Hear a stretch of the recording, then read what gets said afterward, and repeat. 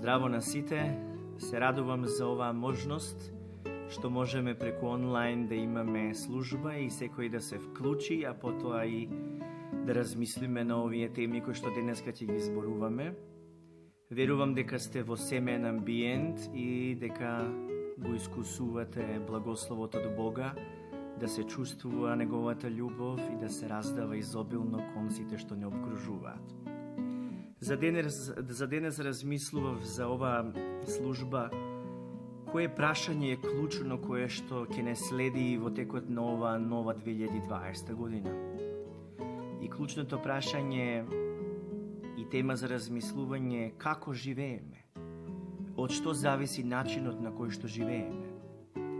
Имено, дали е најголем фактор климата и климатските промени за начинот на нашето живење? Дали е тоа економската ситуација во земјата? Дали е тоа политичката партија која што е на власт? Дали тоа се луѓето кои што не обкружуваат и од нив зависи нашето живење, нашата радост, нашиот амбиент на постоење?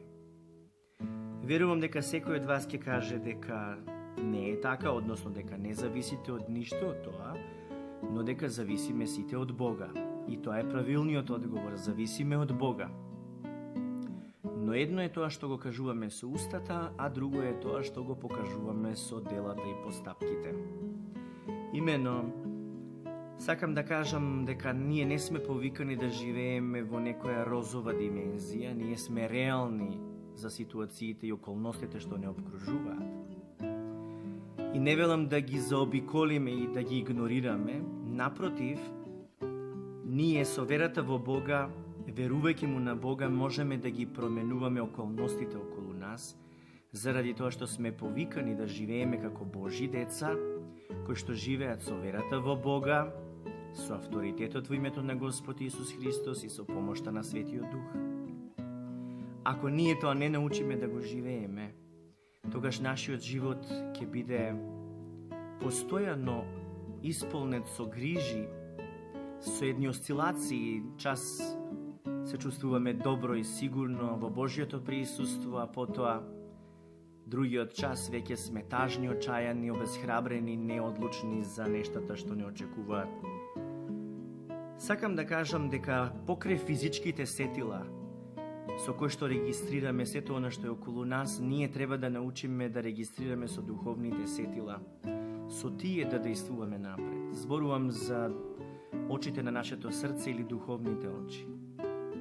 Многу е клучно како луѓе кои што се повикани да живеат со вера во Бога, да ги отвараме духовните очи и да ја гледаме Божјата замисла за нашиот живот и за нашето постоење. Кога действуваме со вера напред, тоа значи да гледаме духовно напред, односно не како што е реалноста, туку да гледаме позади реалноста една совршена Божја слика и нашиот копнеш таа да се реализира во името на Исус. Имено, ние сме повикани да се движиме напред со верата, со гледањето преку физички очи, преку духовни очи, а не со гледањето со физички очи. 2 Коринтијани тоа го објаснува во 5 глава 7 стих, вели: верата е она што не движи напред, а не тоа што сега го гледаме. И прашањето е како живееме. Ние живееме со верата. Верата е таа што движи напред. А она што сега го гледаме, не треба да дозволиме да влие на нашите наредни чекори во животот. А што е верата? Знаеме сите и сме прочитале во Евреите 11 глава 1 стих, вели што е вера, тоа е сигурност дека она на што се надеваме, навистина и ќе се случи. Вера е увереност во нешто што не си го видел. Со физичките очи не си го видел, но во твоето срце си го примил и се надеваш дека ќе се случи затоа што Бог е добар и благонаклонет. Таа надеж ни доаѓа од Него и доаѓа преку разбирањето на Светото Писмо. Имено, Светото Писмо е живото слово или семето што во нашето срце раѓа плод, дава визија, дава слика за нашето постоење и нашата тенденција тоа да се реализира не придвижува напред со вера која што поместува и планини. Како живееме? Дали според нашиот разум? Кажавме дека треба според верата и зависни од Бога, но многу од нас се потпираме на расудувањето со нашиот ум и вели во Изреки 3 глава 5 стих: надевај се на Господа со сето свое срце и не се потпирај врз сопствениот разум. Што значи некогаш ако се водиш според логиката на разумот и си размислуваш логично ова овде почнува, ова овде завршува, ќе се движиш во ограничени маргини и нема да дозволиш Господ да проделува во сето таа ситуација. Именно ти сам ќе си бидеш Господ, ќе си се потпираш во својот разум, ти ќе си центар на се, а нема тоа Господ да биде. Прашањето е дали сме променети од кога го примивме Христос во нашето срце. Именно не постои човек кој што го примил Христос и останал истиот. Затоа вели во Словото: старото помина, во Христос се стана ново. И да размислиме. Дали пред да го примите Христос бевте скржави и материјалисти, луѓе што се зависни од парите и постојано размислуваат за материјалните нешта во животот? Ако сте биле такви пред да го примите Христос, од кога ќе го примите Христос, вие сте приврзани со Христос, а одврзани од ова што досега го спомнав како материјализам или копнеш по материјалното. Соодветно, не е можно да го примиш Христос и да останеш скржав, алчен, врзан за парите, со копнеш за материјалното. Размислете, дали тоа е така? Дали вие сте се уште материјални луѓе, а не духовни? Ако сте духовни, тогаш други ви се приоритетите. Не може да сте истите во Христос како бевте претходно, така и сега по Христос. Не може да бевте тврдоглави кога бевте неспасени. Тврдоглави луѓе што пцујат, што лажат, што сте избувливи, го примете Христос и одново лажете, одново користите пцовки, колнете, се гневите, избувнувате и слично. Не може човек да биде ист. Ако веќе сте исти, тоа укажува дека сте го примиле Христос, можеби, но сте го отргнале од престолот на вашиот живот.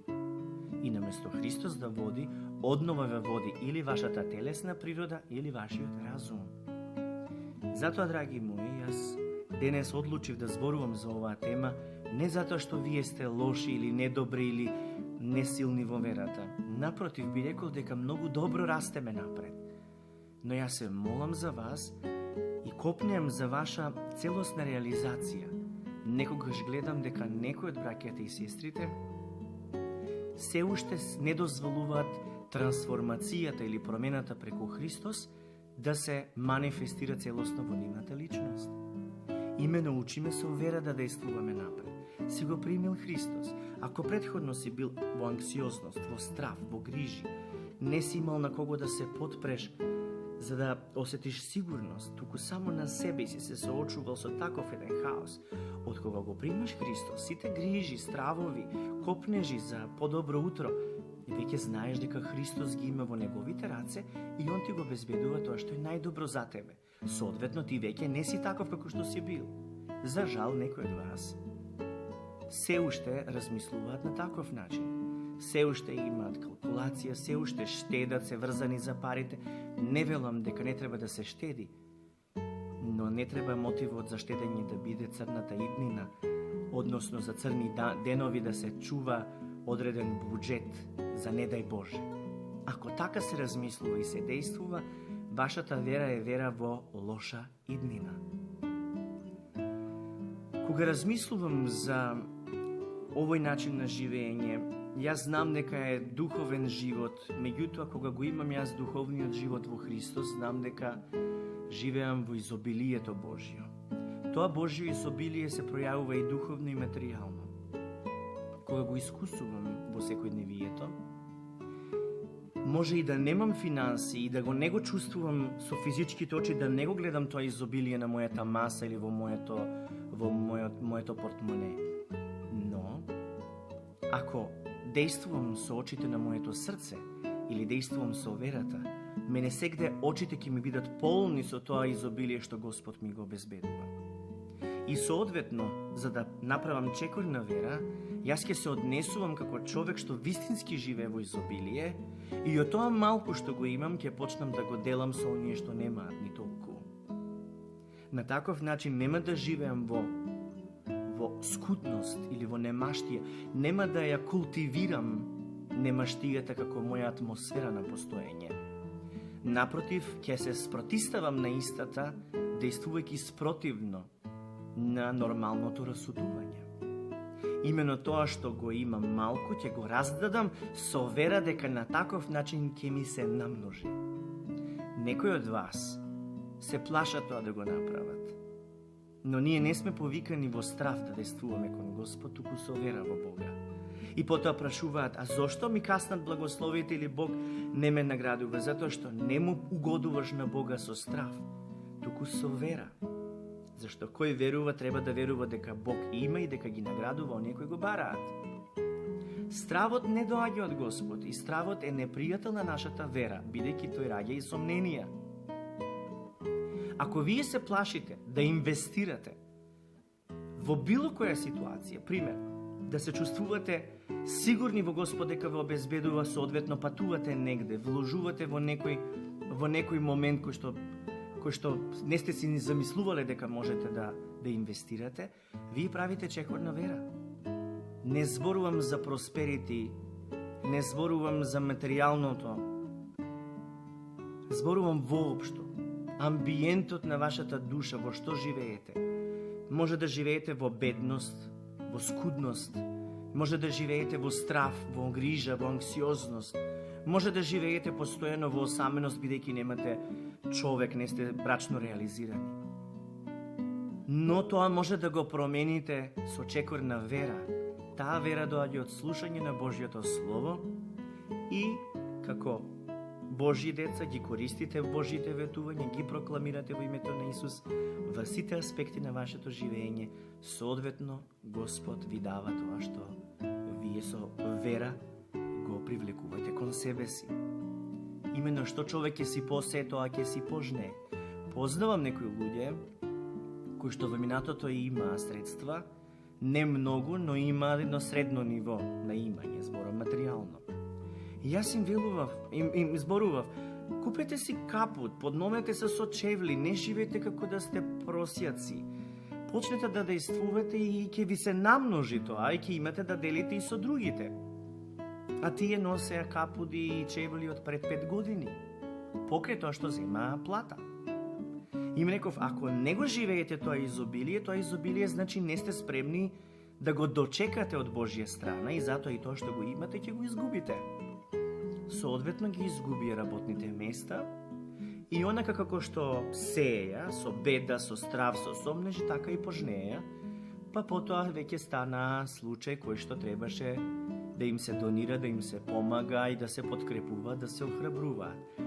Покрај тоа што ја знаеја Библијата, тие не действуваа со вера и затоа го достигнаа дното. Библијата, Светото писмо и животот со Бога не учи да постојано се променуваме и се трансформираме и во нашите мисли, и во нашите расудувања, во нашата перцепција кон се што ни обкружува. Ако сме повикани во нешто да действуваме, треба да действуваме. Ако Словото ти вели постојано радувај се, тебе не ти дошло до радост, ама ти радувај се. Направи чекор на вера, излези од околностите што те потиснале и погледни со духовните очи напред.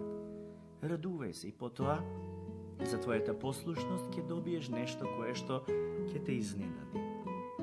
Сакам да кажам дека Господ е верен и не остава своите деца да гладуваат или да мизеруваат. Но во Матеј 6 глава 33 стих вели: но барајте го првин царството Божјо и неговата правда и се тоа ќе ви се додаде што ви е потребно, зашто Господ знае што ни е потребно.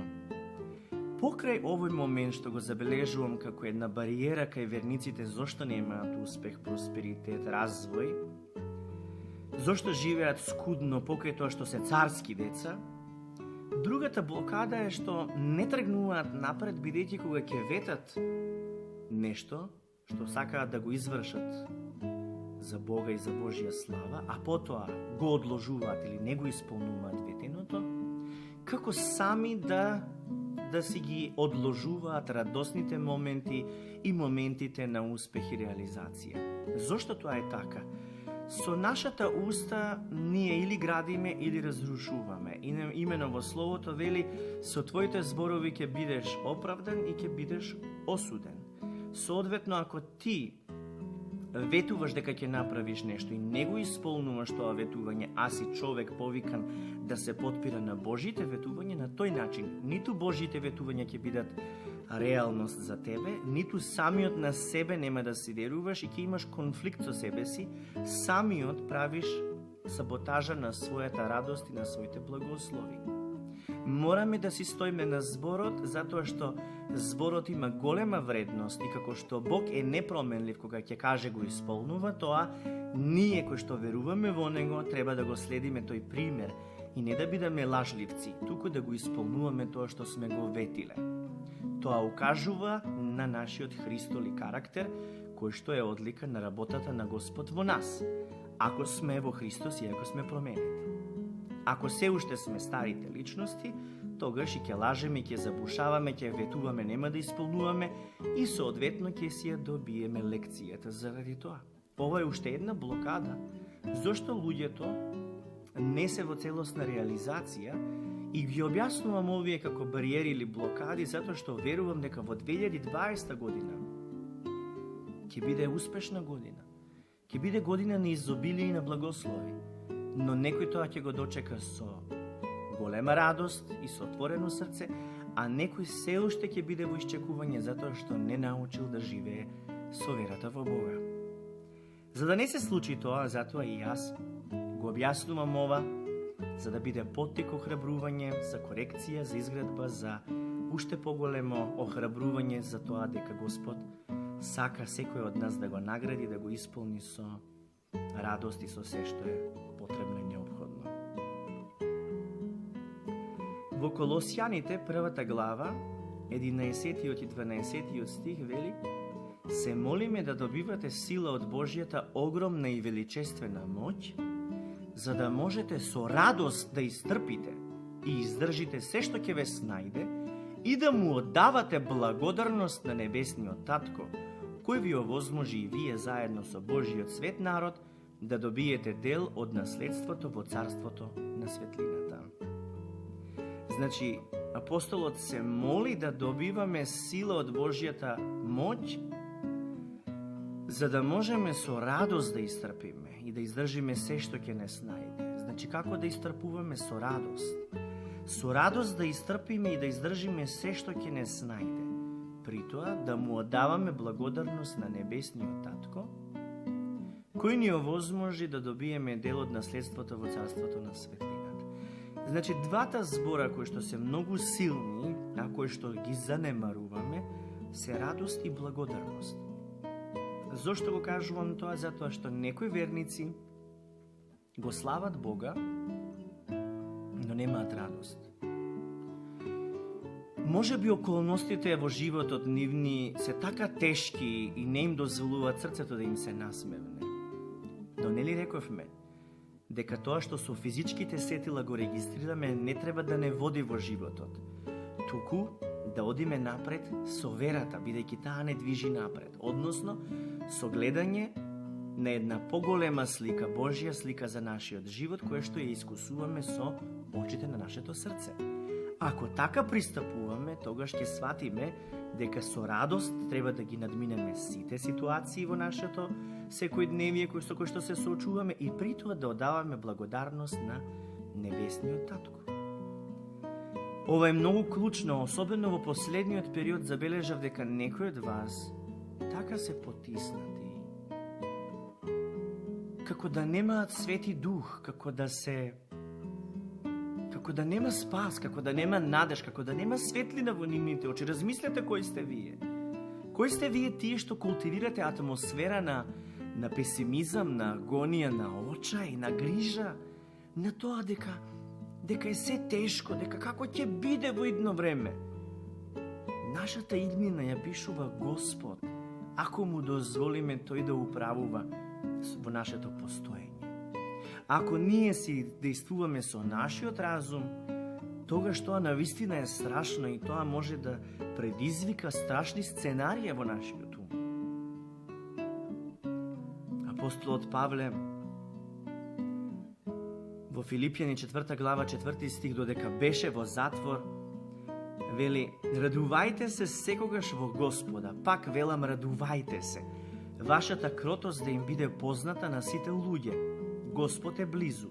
Не грижете се за ништо, туку во се преку молитва и молба со благодарност искажувајте ги своите прозби пред Бога, и Божиот мир, што го надвишува секој ум, ќе ги запази вашите срца и вашите мисли во Христа Исуса. Амин. Ова значи дека Павле бил во услови, ужасни услови, во затвор, каде што веројатно имал и провокации, било и студено, и бил и изгладнет, и малтретиран, и тепан, и навредуван, и омаловажуван, но тој не се препуштил на околностите кои што го обкружувале. Зошто? Затоа што неговата радост не зависеше од тоа што го гледа со своите физички очи или со своите физички сетила што го регистрирал. Туку неговата радост зависи од Бога, и тоа го покажува практично во неговото дејствување. Тоа ни покажува и пример практичен дека без разлика во какви околности сме и со што се соочуваме, сепак нашата радост зависи од Господ. И кога Господ не сака, знаеме дека тој ни дава излез од секоја ситуација. Знаеме дека таа радост не доаѓа од нас, од нашите позитивни мисли, туку доаѓа од Него, бидејќи тој не љуби и тој ќе ни даде излез од секоја ситуација. Затоа вели во Словото, кога Бог е со нас, нема ништо против нас, но дали ќе му дозволиме Бог да е со нас, зависи од тоа дали ќе пројавиме вера во такви околности, односно радост која што би можела да биде чекорна вера кога си опколен со такви лоши услови. Многу луѓе добиваат радост кога ќе им се исполнат желбите. Нема човек кој нема желба, сите имаат желби, имаат барања, меѓутоа вистински желби за еден родител се детето да дипломира, или да е успешен човек, фамилијарен, да стане реализиран, но пред се да е здрав човек. Може би некој си има желби и да си се брачно реализира. И кога ќе се реализираат овие потреби, овие желби, тогаш радост доаѓа во нашето срце. Меѓутоа, во Псалми 37, 3 до 5 стих вели: надевај се на Господа и прави добро, живеј на земјата и храни се со вистината. Сета твоја радост нека биде во Господа. Тој ќе ги исполни желбите на твоето срце. Предај му ги на Господа своите патишта, надевај се на Него и Тој ќе води се. Драги мои, за оваа година, 2020 година, овој псалм е прекрасен благослов за секој ден од нас, или порака, кое што буквално ви го разоткрива, ви го трга пердето и ви разоткрива една друга вистина. Порака: надевај се на Господа и прави добро. Живеј на земјата и храни се со вистината. Тоа е Исус. Сета твоја радост нека биде во Господа, не во било што друго, во Господа. Тој ќе ги исполни желбите на твоето срце. Предај му ги на Господа своите патишта, надевај се на Него и Тој ќе води се. Амин. Сега разбирате дека кој е тој што исполнува желби и како Господ исполнува желби, односно кои се условите за да ги исполни. Се разбира, не треба да се молиме на Господа само кога ни е потребна помош или да не ги исполни желбите, но ние треба да сватиме дека без Бога нема радост, нема живот и што и да добиеме, пак е празнина во нашата душа. Значи, потребно е нашата радост да биде во Господа и тоа е главниот фактор за успех и сила. Затоа е важно ова да го примениме во нашето секојдневие, без разлика во околностите, без разлика она што го регистрираме со нашите физички сетила, ние треба да одиме наспроти сето тоа што не обкружува. Имено Исусовите зборови ни кажуваат која е нашата улога и не смееме да ја заборавиме, без разлика дали сме долго во верата или сме кратко во верата. Во Матеј 5 глава 13 до 16 стих вели: вие сте во улога на сол на земјата. Ако солта стане блуткава, како ќе и се врати солениот вкус? Таа ќе стане безвредна, ќе биде фрлена да ја газат луѓето. Вие сте во улога на светлина на светот, како осветлен град изграден на врв планина, за сите да го гледаат. Никој не пали свеќа за да ја покрие со капак, туку ја става на светник за да им свети на сите во куќата. Така и вие бидете светлина пред луѓето. Нека видат добри дела во вас, па ќе го слават вашиот небесен татко. Господ не повикува да имаме добри дела, да вршиме добри дела, да бидеме во светлината негова, да ја изразуваме таа светлина која што им просведочува на луѓето каде е нашата припадност. Именно кога сите се тмурни, темни, загрижени, вие имате решение за вашите грижи, тоа е Христос. Вие имате исцеление за секоја ваша болка, тоа е Христос. Вие имате ослободување од секоја беда и проклетство, тоа е Христос. Вие имате утешител, вие имате најдобар пријател, кој што никогаш не изневерува, тоа е Исус Христос. И кога го имаме Христос, тоа е доволно. Тогаш сме најбогати. Што и да ни недостига, тој ќе ни обезбеди. Треба да дозволиме Господа да действа во нашиот живот. Имаше една сестра што немаше пари. Некои од вас ја знаат. Остана на улица, мажот ја остави, немаше никакви примања. Ме праша за совет. Ја прашав дали верува во Христос. Потврдно ми одговори и кажав дека е време нејзината вера да ја спроведе во практика. Што направи таа? Ги послуша советите и кажав: чувствувај се како најбогатата ќерка на светот, односно дека си царска ќерка, ќерка на Христос, и тоа го одразуваш зрачејќи со неговата љубов, светлина, праведност и светост. Не врши ништо грешно, не зборувај погрешни зборови, не размислувај светски и земски, размислувај на Божиите небесни нешта и препушти се Светиот Дух да те води. Таа токму тоа го правеше. Освен тоа, ги зборуваше Божиите ветувања од нејзината уста. Бог не ја остави ниту гладна, ниту жедна. Неговата совршена волја се пројави во нејзиниот живот и даде и работа, и даде и обезбеди живеалиште, и обезбеди за нејзината ќерка исто така убави услови за да студира. Во целост видовме пред наши очи како Господ продејствува во нејзиниот живот, но таа му дозволи, односно ја отвори вратата од своето срце тој да управува со нејзиниот живот. Ова е многу важно да го разбереме, затоа што ние сме повикани да светиме во неговата светлина. Да кога ќе се појавиме негде на работа, на пазар, во маркет, на прием, било каде, не да глумиме духовност и насмеаност и хармонија, туку она што духовно внатре го има во нашето срце, ни секоја пора од нас да зрачи, да ја испраќа пораката дека Господ е со нас и таму каде што сме ние го шириме Царството Божјо. Во Царството Божјо нема место за погрешни замисли, промисли на беда, на болест, на страдање. Во Царството Божјо е се совршено добро. Бидејќи управувано е тоа од царот на царевите, кој што е совршено добар, кој што е безгрешен и неговите замисли се замисли за идни на надеж и мир. Соодветно, како и да се чувствуваме, во какви услови да се наоѓаме, ќе дозволиме верата да се пројави со тоа што ќе действуваме насмеани, радосни, исполнети со љубов, изразувајќи го Христос. Не се проповеда за Христос само преку зборовите од нашата уста, туку и со тоа што го зрачи нашето срце, со постапките кои што укажуваат дека сме царски деца. Царските деца се однесуваат со царски манири, љубезни, понизни, но исто така и отмени, уверени дека се имаат, не трчаат алчни, те таму да се снабдат со некој поголем попуст да купат нешто, па не чекаат на редови за друго нешто, не живеат просијачки. Тие не чекаат попусти за да земат, не чекаат некакви други бенефици. Тие во секој момент ги користат сите добри нешта околу нив. Зошто? Затоа што се содействува за добро на оние што го љубат Бога, така вели Светото Писмо. Треба да верувате дека добри сделки за бизнис, добри можности за покуќнина и за домаќинство, за гардероба, за храна, сето тоа како добри услови вас ве очекуваат. И тоа работи за ваше добро, не бидејќи заслуживте вие или јас, туку заради тоа што Господ го обезбедува за своите.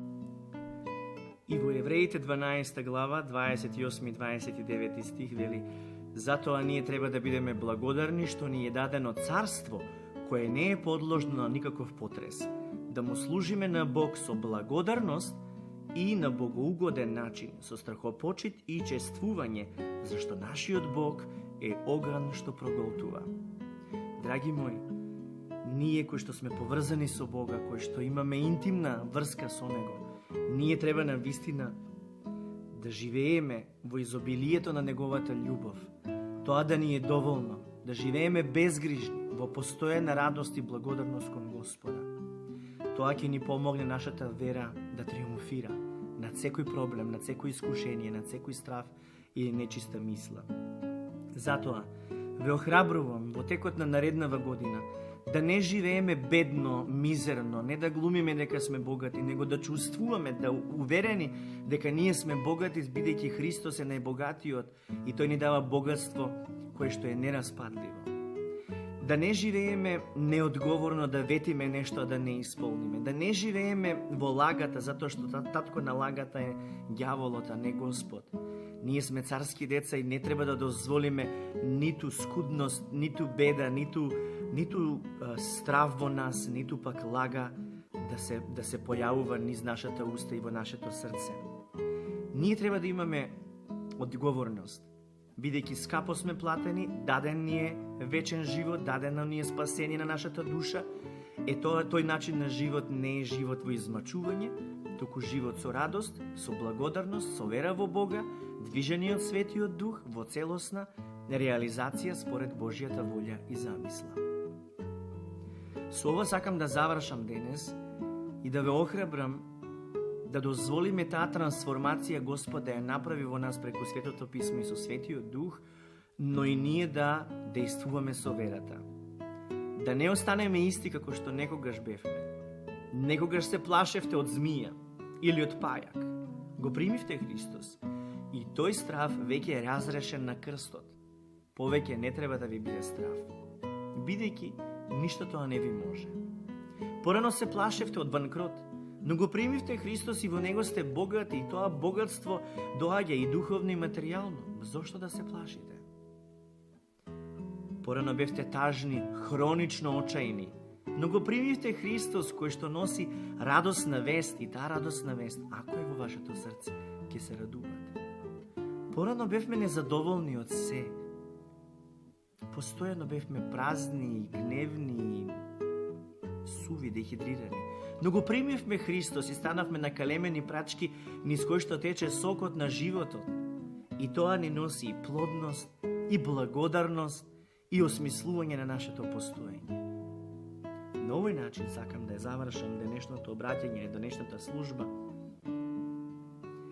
но со поттик да медитираме на ова што го слушнавме и на овие стихови кои што денеска ги спомнав, бидејќи сепак се градивен материјал за нашиот живот на вистина да има подлабока и поголема смисла, односно да го изградиме духовно, да биде сведоштво за Божјата благонаклонност и за тоа како Господ не придвижил и не пресели нели од царството на темнината во царството на Неговата светлина.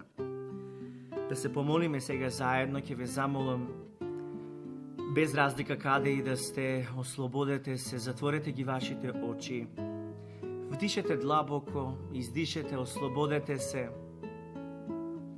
и кажете тивко на Бога: Господе, Ти благодарам што ме учиш како да Ти послужам и како да бидам движен со помош на Твојот Свети Дух, движен во секоја секунда, во секој ден од оваа година што следува. Фала Ти, Господе, Татко Небесен, во името на Исус, што ми ги отвараш очите на моето срце за да ги гледам Твоите совршени Божји замисли за мир, иднина и надеж, како за мене, така и за моите најблиски, така и за целата црква во која што припаѓам. Фала Ти, Господе, што ми даваш верност да пијам од Тебе, бидејќи Ти си мојот извор, и да се хранам со чиста храна, без да талкам, без да роварам во различни учења, без да сум збунет во умот. Зашто со знаење не можам да ти служам и угодам, туку со вера во тебе и со понизно срце. Фала ти што денес го научив тоа. Да бидам благодарен, да бидам радосен, да се однесувам како царско Божјо дете, да живеам изобилно, со отворени очи на моето срце, да действувам со верата во тебе. Фала ти, Господе, што имаме прекрасна земја и што верувам дека нашата нација ти ќе ја допреш со твоето слово и со благата вест преку нашите усни.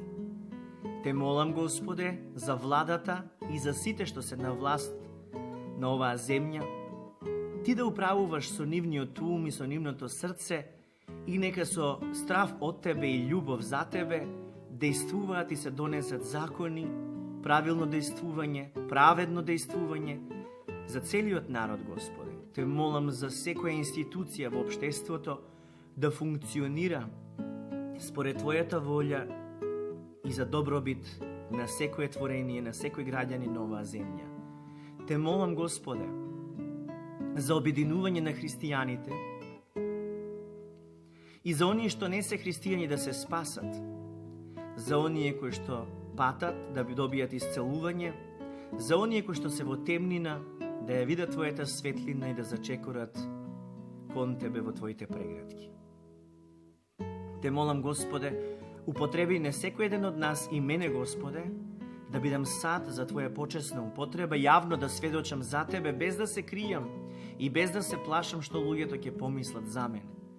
Сакам да бидам разрешен од тоа што луѓето ќе мислат за мене. И се одрекувам од тоа, бидејќи мојот живот не го живеам според тоа што луѓето ќе кажат или според околностите што ме обкружуваат, туку според твоето слово, Господе. Дај ми ревност, Господе, за да ти служам, затоа што некогаш се соочувам и со своите слабости и кога сакам да направам нешто добро, правам лошо. Но тебе ти верувам, бидејќи ти си добар и во мојата слабост совршено се пројавува твојата сила и ти ме правиш да сум добар. Ти благодарам за изминатата година, Господе, и за ова што доаѓа, за ова што веќе ја живеам со радосно срце, зрачејќи со твојата светлина и со твојата љубов. Фала ти, Господи Исусе Христе, што твоето име го прославувам. Те молам за епископите, пасторите, служителите во црквата Блага вест. Води ги, Господе, со твојот свети дух и дај им на срцето жет за тебе. Дај им, Господе, да ги сакаат верниците и да служат не со воздишки, туку со леснотија и со радост. Бидејќи и тие се луѓе и некогаш се чувствуваат изневерени, некогаш се чувствуваат изморени, некогаш се чувствуваат прелажани, бидејќи ние не сме биле искрени кон нив. Прости ни, Господе, за тоа и дај ни верност во нашиот карактер. Дај ни кроткост како послушна овчичка да бидеме во стадото, бидејќи ти, Господе, ги водиш служителите и работиш за наше најголемо добро. Ние ти ја доверуваме нашата судбина, нашата иднина, нашиот живот, оваа година, Господе, секој миг од нашето постоење. Се ти доверуваме тебе, бидејќи нашата душа, тело, дух ти припаѓаат тебе и сме ги посветиле во твоите раце. Сега ти одаваме сета слава и чест тебе, Татко Небесен, во името на Исус. Амин. Слава на Отецот и Синот и Светиот Дух. Амин. Вдишете во мирот Божји, почувствувајте љубовта на Господа во вашето срце. Размислете и за молитвата во која што ве водев и за ова што го спорувавме. Не за да го чувствувате како терет, туку како поттик, како одскочна даска, со која што верувам дека ќе одскокнете и ќе запливате бурно и продорно во текот на оваа 2020 година. Во името на Господ Исус Христос да сте благословени со силно водство од Светиот Дух, со верност во вашето срце кон Бога, со понизност, со чекор на вера, да правите чекор на вера и преку Божите ветувања да ги достигнувате оние нешта кои што Господ сака да ги имате во вашето постоење. Ви посакувам да бидете сведоци на Божите чуда и да бидете сите вие благовестители, да ја носите благата вест без да се срамите од Исус и да донесете што е можно повеќе души при Христос, да бидете употребени за Негови цели и за Негова слава. Верувам дека сте посебни и скапо платени и верувам дека сите ние научивме дека не треба да го гледаме само своето гајле, да мислиме само на себе и своите интереси. Ние сме спасени за да бидеме и благословени, но и благослов за останатите. И ако го примивме ова добро од Господа, треба да продолжиме да го вршиме доброто. Бидејќи ако знаеме што е добро, а не го чиниме, тоа чиниме грев. А ние излеговме од гревот. И затоа јас му благодарам на Господа што се разбираме, што имаме прекрасна релација, што имаме прекрасно семејство по вера, што имаме цврстина, близкост, заедништво преку врските на Христовата љубов. Ви посакувам убав, благословен ден, со радосно срце да ја искусите секоја секунда која што Господ ни ја дава и е подарок од Него.